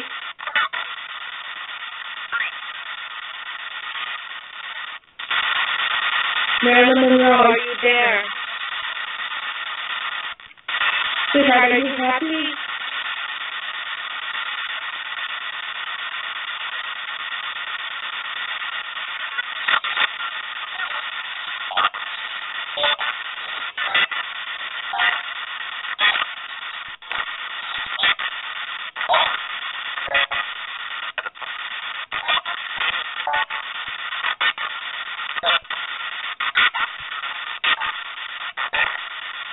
Ask her if she's there. She can just say her first name. Marilyn Monroe, if you are there, please say your first name. Let us know it's you.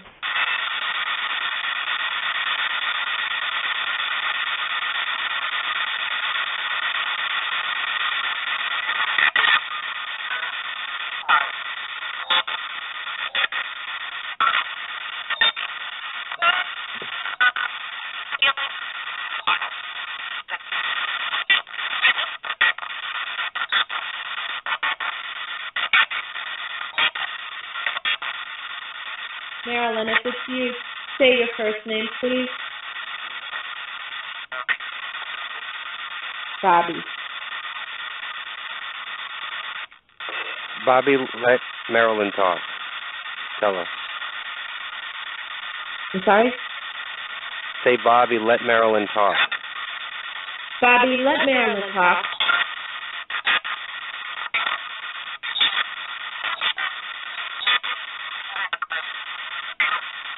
Someone said I have a question. What's your question?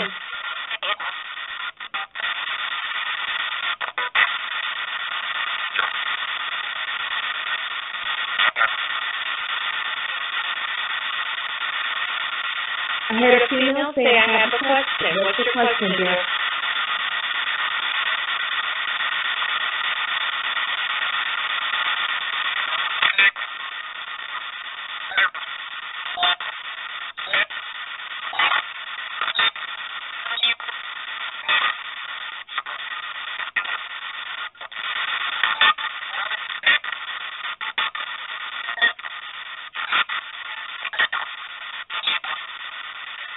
Is Norma Jean there?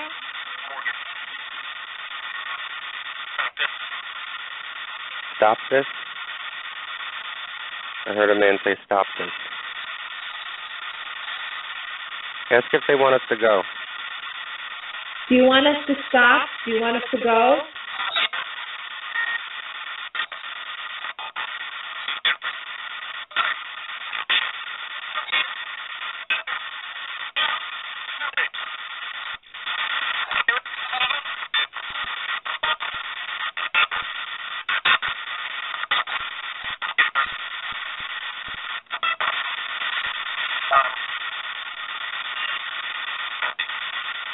Just say Somebody bye. say go.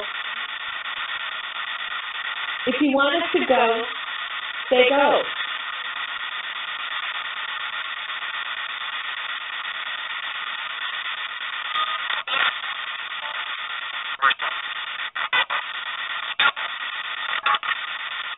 There was something there. I couldn't make it out.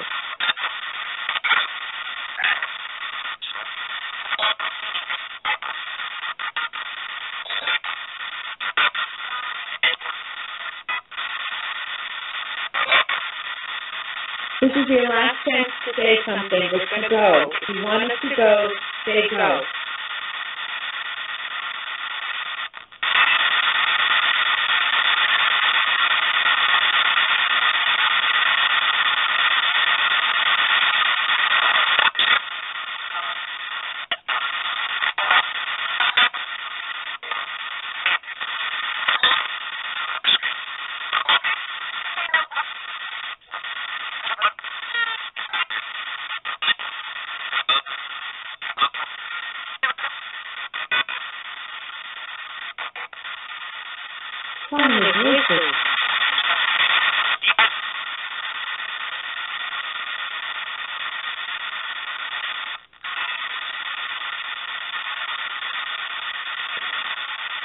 Ask if they can hear you. Ask if they can hear you just to say red, and then we'll go. Can you hear me?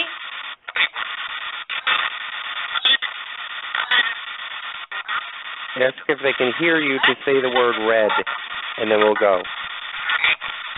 If you can hear me, please say the word red, and then I'll go.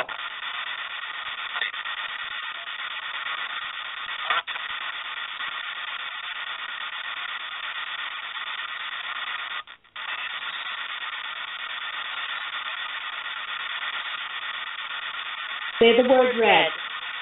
and I'll leave you alone.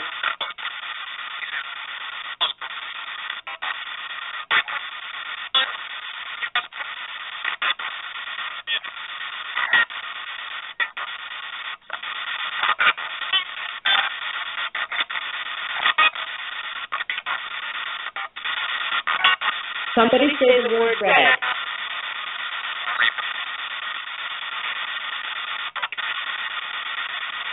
I heard reaper.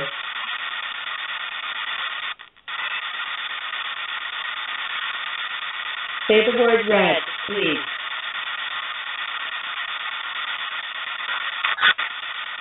Red. They said red? They said red. Yes. All right, so you can say goodbye to Marilyn and JFK and Michael and Bobby. Thank you for saying that. I'm going to say goodbye now. Goodbye, Marilyn. Goodbye, Robert. Goodbye, Michael. Goodbye, Pete. Thank you.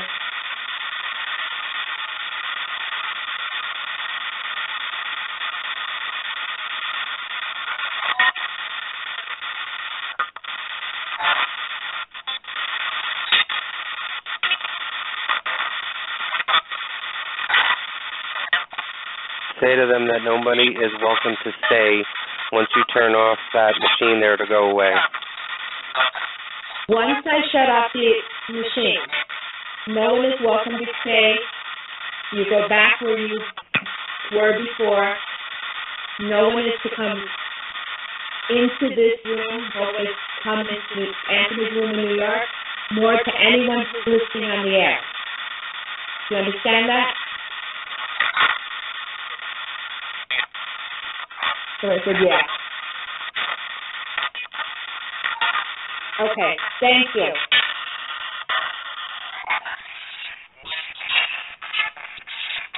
Goodbye.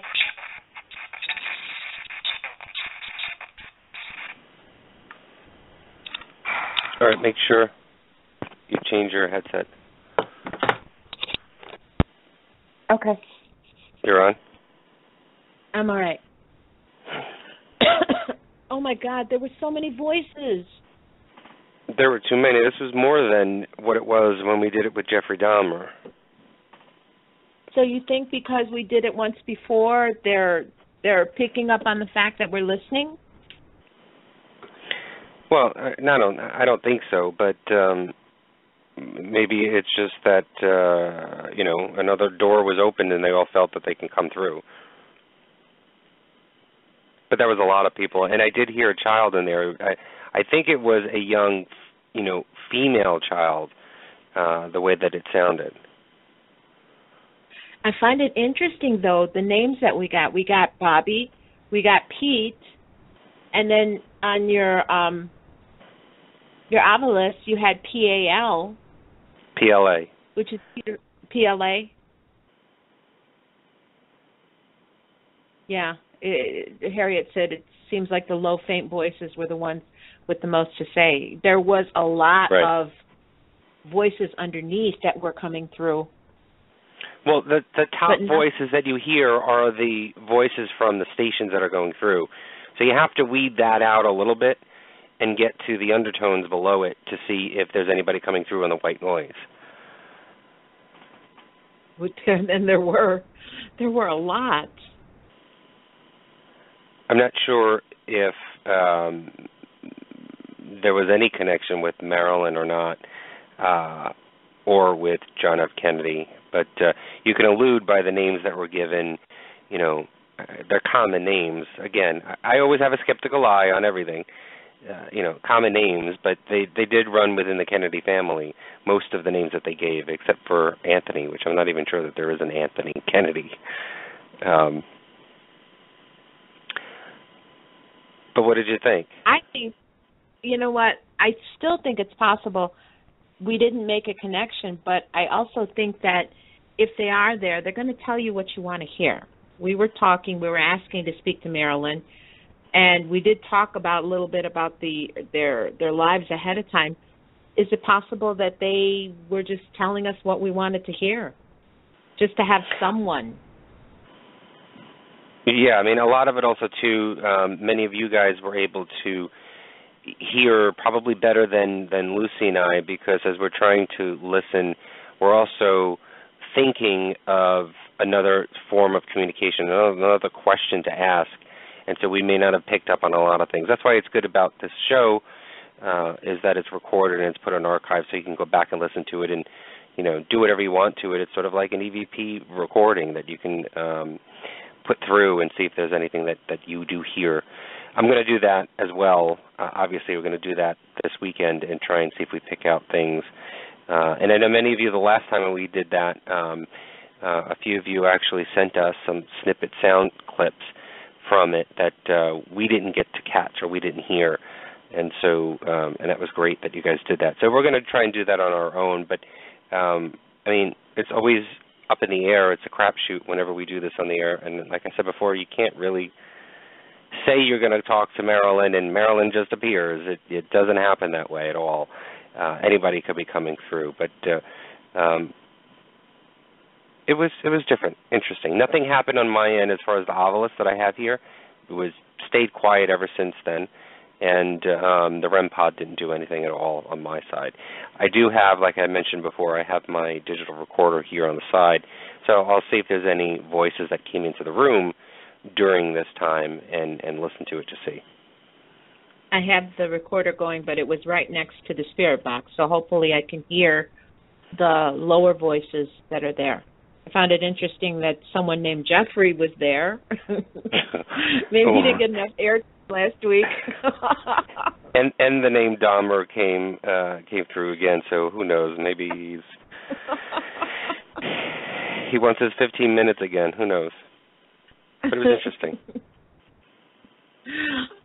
Well, hopefully something, will make sense.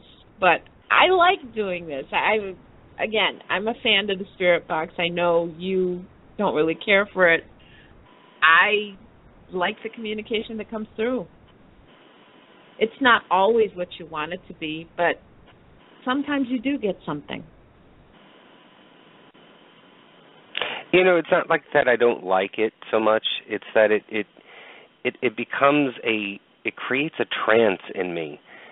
The repetitiveness of it scanning through all of the stations. It just becomes a trance, and I lose thought, and then I start to. Sometimes I can hear my brain actually creating the words and making it sound to what I'm thinking. And so I don't trust it. I don't trust even my own mind to comprehend what's coming out of the box. And so sometimes it's a trick. It's almost like it's matrixing, and it's you're putting the sounds together because your brain is created that way to try and formulate things where pieces of the puzzle are missing, and they connect the dots itself. So that's why I don't trust it so much. I'd rather do an open EVP session and go that route in the communication. I think it's just a much clearer response, and you can sort of hear the environment. That's what I prefer to do.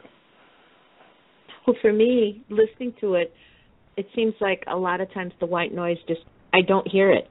I am just hearing the voices. So I don't know if I'm used to it. I'm used to that sound, but a lot of times it feels like I'm not hearing that white noise. I'm hearing the voices. But tonight, there were a lot of voices. There was quite a bit, and it was hard to make it out. Yeah, there were too many, and I think that's what is hard to decipher what is actual snippets of the radio station and what is a voice. And, that's why I said it's always good because it's recorded. You can go back in and keep listening to it. If you die hard and you really want to get into it and really find out if there was anything, go ahead and chop it all up and see what you can find. But tonight was an interesting show, and I thank everybody for joining us tonight. Like I said before, we're going to do this once a month. This is the second in the series already. We started the year off this way, so it's February, so look for the next one coming in March. And we're leaning towards creating a theme with these things. So, obviously tomorrow's Valentine's Day, or in 5 minutes is Valentine's Day. So we created this sort of quote-unquote love affair type of spirit box session. So I don't know what March is going to bring. I don't know if we're going to do anything with St. Patty's or not, but we'll figure out something.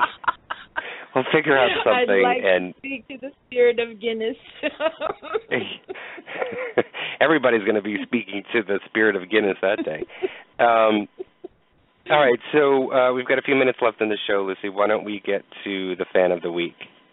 Okay, this week our Paranormal Review Radio Fan of the Week is Laura Harlan of Stockton, California. She likes Nick Groff, Usher, Ghost Hunters, John Zaffis, Bobby Flay, the New York Yankees, and of course she likes Paranormal Review Radio. Congratulations. Thank you for being a fan. Yeah, thanks, Laura. And funny enough, her picture is just as a name badge. Hello, my name is Laura, as a picture on her. I'm assuming this is on her Facebook page, so that'll be funny to put on when we promote this. So congratulations, Laura, and thank you. And don't forget, everybody, if you want to be a Paranormal Review Radio Fan of the Week, there's really not much that you have to do. All you got to do is just like us on Facebook or subscribe to us on YouTube at Paranormal Review Radio. Well, this was our second live ITC attempt. Both of them were very interesting, and we're looking forward to connecting with more of the souls that are out there.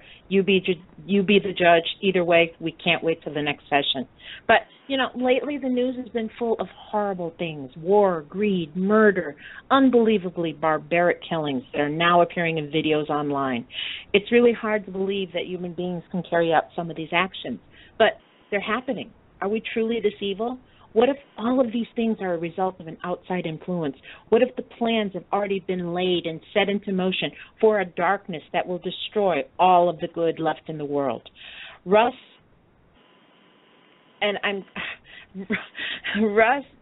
Dizdar was a rock and roll party person who dabbled in the occult, drugs, and alcohol. He was searching for something, but he didn't know what until the answer came to him.